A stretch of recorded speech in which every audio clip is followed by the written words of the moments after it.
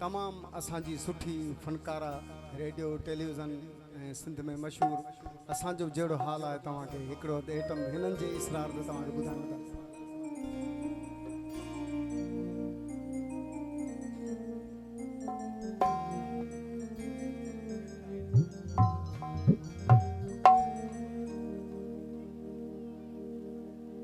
तू हबीब तू तबीब तू दर्दन जी दवा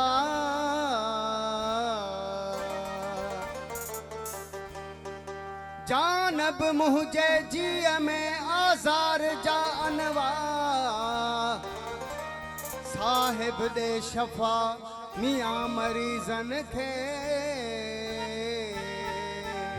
हो अला अला